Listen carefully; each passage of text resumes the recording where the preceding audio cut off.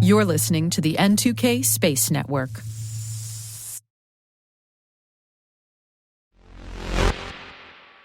Today is August 14th, 2025. I'm Maria Varmazis, and this is T-Minus. T-Minus 20 seconds to LOS speed rest. Go for deploy. Roger, roll.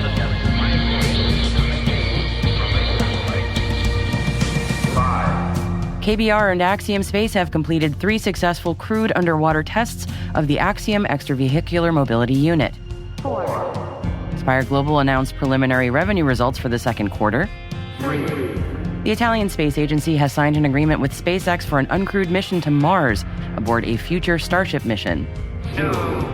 Gilat Satellite Networks has been awarded a multimillion-dollar contract by Israel's Ministry of Defense for the delivery and integration of satellite communication systems and services.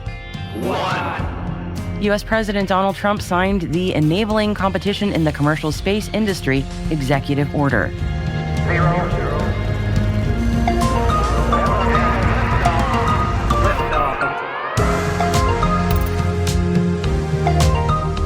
Our guest today is Luis Torres, founder of Torres Orbital Mining, known as TOM.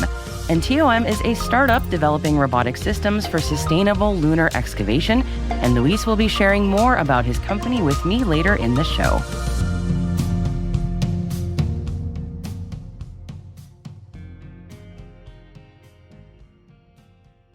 Happy Thursday, everybody. We're kicking off today's intelligence briefing with an executive order signed by U.S. President Donald Trump, which is titled Enabling Competition in the Commercial Space Industry. According to the summary released by the White House, the EO aims to enable a competitive launch marketplace and substantially increase commercial space launch cadence and novel space activities by 2030. And the order aims to streamline commercial license and permit approvals for U.S.-based operators. This includes eliminating regulatory barriers and expediting environmental reviews for commercial launches and reentries. It says it will cut unnecessary red tape to make it easier to build new spaceports in the United States, where more commercial space operations will be launched from. To ensure this next-generation spaceport infrastructure, duplicate review processes will be eliminated and environmental reviews will be expedited. The White House wants to promote new space activities like in-space manufacturing and orbital refueling through a streamlined framework. It will also establish a new position in the Office of the Secretary, with the responsibility of advising the Secretary of Transportation on fostering innovation and deregulation in the commercial space industry. As you may remember, the current Department of Transportation Secretary Sean Duffy is also acting as the interim NASA administrator. The FAA's Associate Administrator for Commercial Space Transportation will also be a senior executive non-career employee, and the Office of Space Commerce will be elevated into the Office of the Commerce Secretary. And finally, the executive order expects to mitigate the risk of the United States losing its competitive edge in the commercial space industry by dismantling regulatory barriers that it says prevent rapid innovation and expansion. Acting NASA Administrator Sean Duffy added a comment following the release of the EO, stating, "People think the Department of Transportation is just planes, trains, and automobiles, but we have a critical role to play in unlocking the final frontier. By slashing red tape, tying up spaceport construction, streamlining launch licenses so they can occur at scale, and creating high-level space positions in government, we can unleash the next wave of innovation. At NASA, this means continuing to work with commercial space companies and improving our spaceport's ability to launch. I look forward to leveraging my dual role at DOT and NASA to make this dream a reality." And the latter statement certainly seems to imply that we will not be getting a new full-time NASA administrator for some time. In any case, you can read the full executive order for yourself by following the link in our show notes. Moving on now. Gilat Satellite Networks has been awarded a multimillion-dollar contract by Israel's Ministry of Defense for the delivery and integration of satellite communication systems and services. Deliveries are expected before the end of 2025. The contract includes the rapid deployment of advanced SATCOM services tailored to meet the operational requirements of Israel's defense forces. Gilat says that their subdivision, Gilat Defense, will lead the contract to develop systems that are engineered for operation in harsh and unpredictable environments, making them ideal for a wide range of military communication needs. Let's head over to Italy now, and the Italian Space Agency, ASI, has signed an agreement with SpaceX for an uncrewed mission to Mars aboard a future Starship mission. And the agreement includes provisions for several payloads, including a plant growth experiment, a radiation sensor, and a meteorological monitoring station. ASI expects to collect data not only during the mission's 6-month interplanetary cruise, but also throughout its time on the Martian surface. ASI President Teodoro Valenti shared on social media about the agreement, declaring Italy is going to Mars. Valenti called the agreement a first of its kind and said it affirmed the country's continued commitment to lead in space exploration. Spire Global announced preliminary revenue results for the second quarter, reported revenue to be in the range of $18 to $19 million. So why only preliminary financial results at this time? Well, Spire cited complexities related to the sale of their maritime business as the reason for the slightly delayed finalization of their financials. Providing preliminary figures allowed them to update the market on key financial metrics, while the final closing procedures and adjustments were still being completed.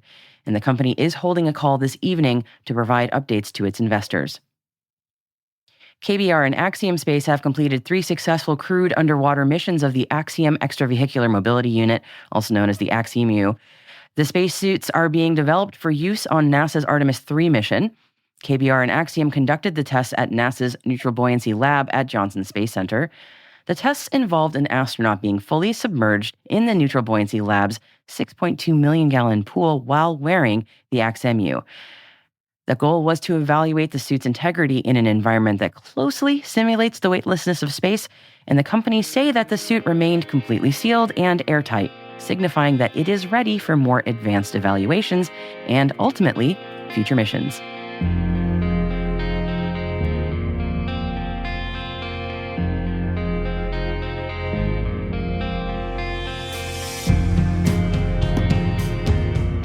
That wraps up today's Intel briefing. As always, we add links to the original sources of all of the stories that we mentioned throughout the episode in the selected reading section of our show notes. N2K senior producer Alice Carruth is hovering in the wings now to let us know what extra stories we have included in there for you today. Alice, what do you got for us? There's just one additional link in there today. It covers a brief social media announcement that Space Kinetic Corp has raised over $12 million from private investors, which they say they'll use to build a new paradigm for space superiority and missile defense. I'll be honest, I'm not completely sure what they're aiming to do with that vague statement, but hopefully with the new investment, they'll be able to communicate their future mission a little clearer. Well, less jargon is always better. And please remind us where else our listeners can find those links. Maria, we also have an episode page on our website, space.n2k.com.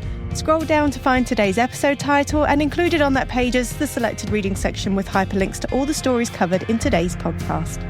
Hey T- crew, if your business is looking to grow your voice in the industry, expand the reach of your thought leadership, or recruit talent, T- can help. We'd love to hear from you. Send us an email at space@n2k.com or send us a note through our website so we can connect about building a program to meet your goals.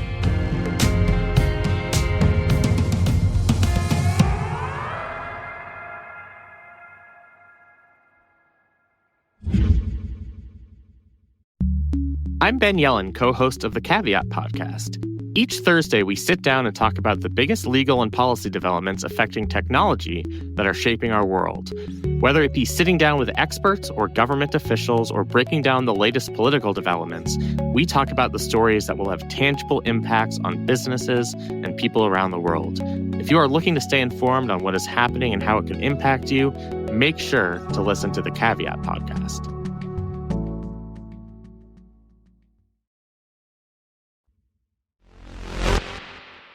Today's guest is Luis Torres, founder of Torres Orbital Mining, also known as TOM. And I started our chat by asking Luis to tell me about how he came up with the idea to start TOM.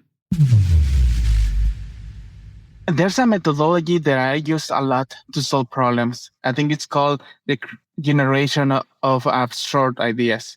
So you get into this problem and you try to come up with the craziest, really absurd idea, and then you start shipping away what makes it a crazy idea, right?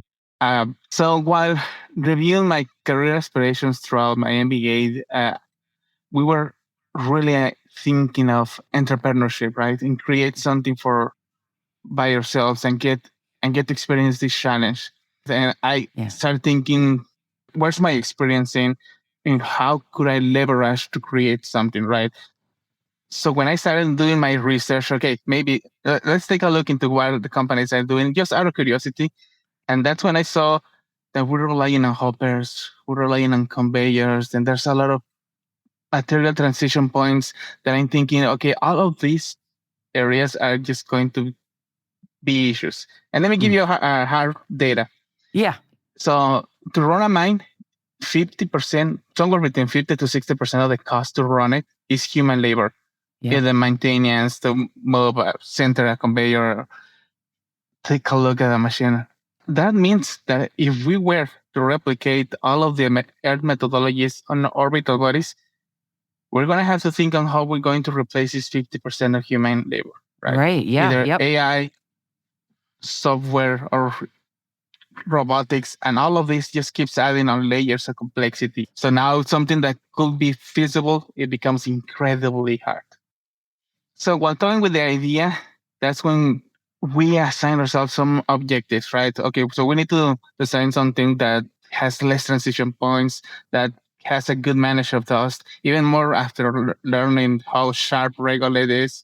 So that's how we come out with our design. And in a very simple terms, it's nothing but a drill with some inside transitions of the materials. Mm-hmm. And from there, we started moving on by giving me their point of view from space research, right? Mm-hmm. Having some collaborators that have been participating at their RIC in Luxembourg. Yep. With their point of view from space resources. And so I think that for the past 8 months that we've been working and analyzing, okay, so first, do we have a good idea? Second, is it feasible? And then how can we attach it? How can we create this good mix in between the experience between Earth mining and the issues that I can see that I'm going to translate them exponentially in how to understand this material, right?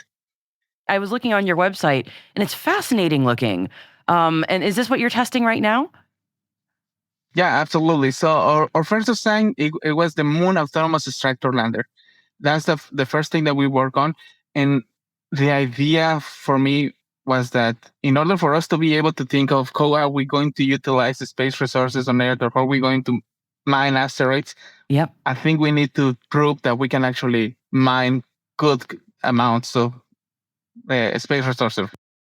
The first machine that we designed it's designed to carry or to excavate around 1,200 kilograms of lunar soil. So after a few conversations with very smart space people, they told me, okay, iterate. Let's scale it down. If you're telling me that your technology is scalable, scale it down and let's start testing the prototype, right? Mm-hmm. So that's how we ended up with Toshli, which is our first medium class prototype, capable of extracting 25 kilograms of regolith.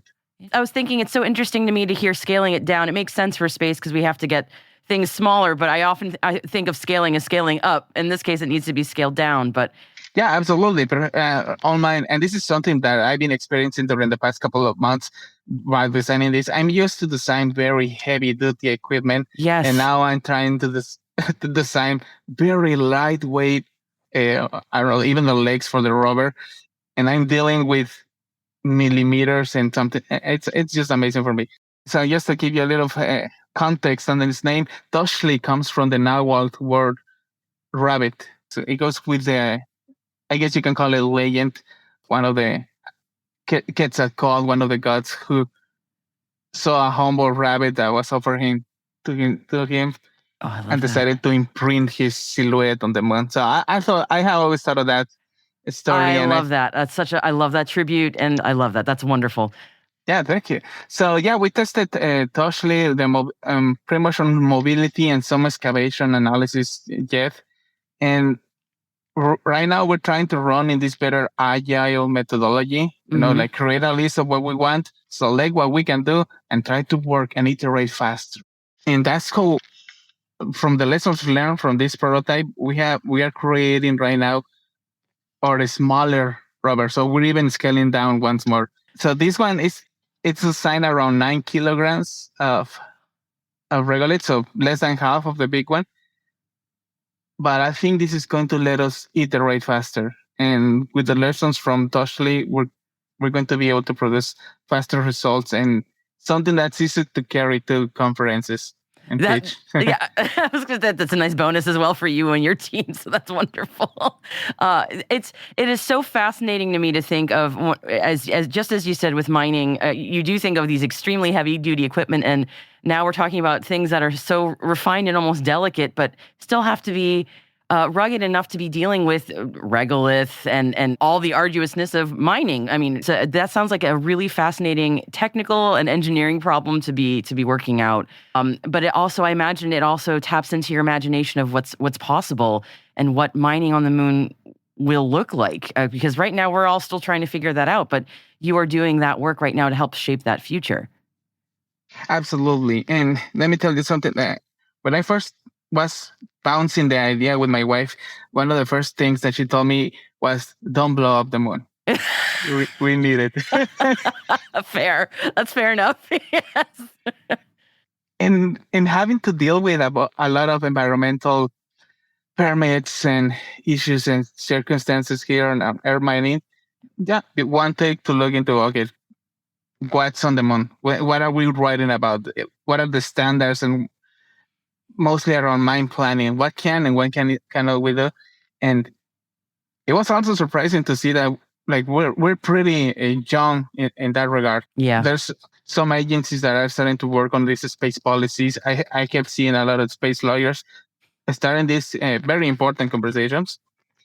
So I'm seeing a lot of experts on earth mining starting to give their feedback into mine planning, into what geology needs to look like before we're actually start thinking of big commercial mining for in situ research, right? Mm-hmm. And that's what I keep thinking, what I keep telling to my team, like, that's the goal, right? That's the vision, to be able to supply with these raw resources or pre-processed resources to different companies or even governments that are trying to leverage the resources while on orbit or on return missions. Yeah. But I think before all that happens, we really need to be able or to know how to make a hole in a very safe manner of how to do it, and mostly around dust. And of course, towards how we're going to take care of the hole afterwards, right? Yeah. I'm so curious. I guess this is the engineering part of me. How you do testing of your prototypes, given can't really easily get to the moon to test this. What's your what's your analog for doing all this testing that you're working on? Right now, we're using just basalt in a half-inch crusher run with a lot of fines. So I think right now our goal for the prototype is to test first that the idea works, right? Yeah. To get a rough estimate of how much power are the motors consuming and stuff, and trying to create a good mathematical model to be able to base on the new prototypes and new designs. Right now, our next goal is to actually start producing some even smaller scale tests so that we can actually start using some simulants, trying to design the correct profile for the drill head, make sure that we have all of the mechanisms well understand that how they're going to work together, right? Yep. It's mostly, our first prototype is something that can work here on Earth, but now we need to make sure that it's going to work on the moon and it's going to work in the most efficient way that it can.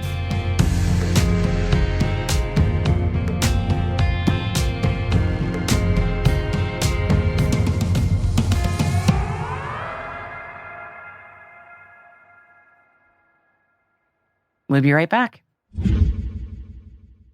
Empower. Tim collects bobbleheads. A lot of bobbleheads. Baseball bobbleheads, race car bobbleheads, little chihuahua bobbleheads. He's got an entire room strictly for bobbleheads. Does he need them? No. Is his wife mad about it? A little. But Tim works with Empower, and he got good at money, so he can be a little bad. Ooh, horse bobblehead. Classy, Tim. Empower. Invest well, live a little. Start today at empower.com. Welcome back. A tip of the hat to Monisha Ravisetti, astronomy editor at space.com, for a great article that combined two of my favorite things, astronomy and classic nerdery in the form of Lord of the Rings. You can't pretend you're surprised by that. Just put a pin in that information for a sec, though. The article covers new information and a striking picture of a plasma jet in the Blazar PKS 1424 plus 240, which, okay, maybe doesn't sound interesting perhaps, but it definitely is both scientifically and visually. It took 15 years for astronomers to complete this picture of this object, and those years of study did pay off, say Yuri Kovalev, who is the principal investigator of the Multi-Messenger Studies of Extragalactic Supercolliders project at the Max Planck Institute for Radio Astronomy. And he says this: when we reconstructed the image, it looked absolutely stunning. We have never seen anything quite like it. A near-perfect toroidal magnetic field with a jet pointing straight at us. Now, the object, as I said earlier, is a blazar and not a jacket, but imagine a quasar with its distinctively super bright central jet cone. And now imagine that jet pointing directly at us. And when a quasar jets the sky like a big evil eye, it's a blazar. And Monisha Raviseti at space.com makes, honestly, a perfect comparison. This infernally hot, red, streaky, circular-ish formation with an incredibly bright center, it is just like the Eye of Sauron in space. And honestly, it really does look like something that would give any creature, hobbit or otherwise, quite a fright. Link in the show notes for you so you can see for yourself.